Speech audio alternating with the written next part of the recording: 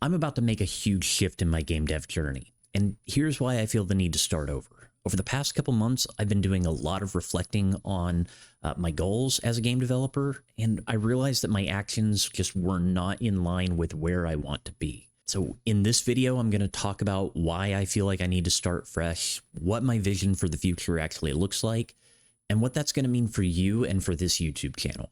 Okay, so let's start with why I feel the need to start over. For those of you who don't know me, I am a professional web and software developer. I've been doing game development as a hobby for about 3 years. I have about a dozen projects out on itch and probably another 40 or 50 little prototypes that no one's ever really seen. Most of those have all been game jam projects with no real sense of direction or purpose. And for who I was as a game developer at the time, that was perfectly okay. But I am growing as a game developer, and that means it's time for a reset. I need to start approaching game dev with a purpose, with a plan, and I need to align my actions so that I will hit my long-term goals. Okay, so let's talk about my vision for the future. One of the things that I've been thinking about is the genre that I want to build in. Most of my genres in the past have been all over the place, depending on what the theme of the game jam was. And I think it would be worth my time to really start figuring out what I do and don't want to work on. And I think I've come up with a good answer to that. I really enjoy precision platformers, Metroidvanias, and 3D collectathons. Some of the games from my childhood that I have the most memories with were in one of those genres. And that's kind of the direction that I think I want to go as a game dev. But it's not just about the games. I also want a team of people who I work very well with. I want people who are passionate about game development, who love those genres, the precision platformer, Metroidvania, and 3D collectathons.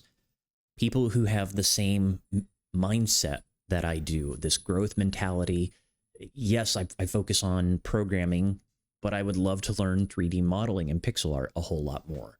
I would love to have a musician that also does art or wants to learn programming from me, and we can learn from each other as we go about this. I look at studios like XOK and Celeste, or Team Cherry and Hollow Knight, and these are the kind of studios that inspire me, that I want to be like. And one of my biggest visions for the studio is I really want it to be self-sustaining. I want it to be something that we do full time. We make games that we love for people who love them, but we're also not worried about how are we going to feed our family. I want this to be a 9-to-5 that takes care of the people in this studio. Okay, so what does all this mean for the future?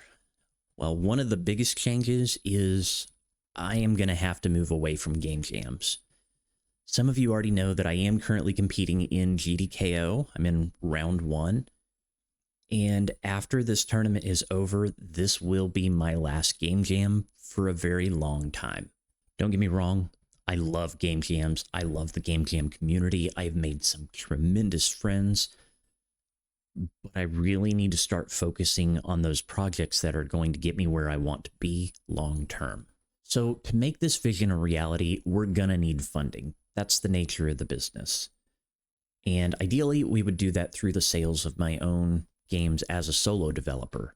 But realistically, that's probably not going to be enough to make this happen. So I'm going to have to supplement it in other ways, which leads us to YouTube and Twitch.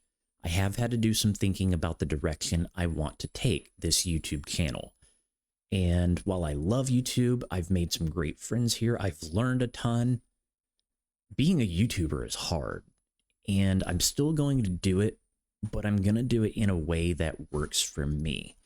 In the past, I've done these very heavily edited style tutorial videos or devlogs, and I'll still do those on occasion, but it's going to be a lot more of exactly what you see right here, this talking head style where I share my journey from transitioning from a solo developer over to this, hopefully this very small team indie studio, and how we go about making those games. We're also going to talk about some of the heavier topics that I don't really see covered a whole lot in the game dev community.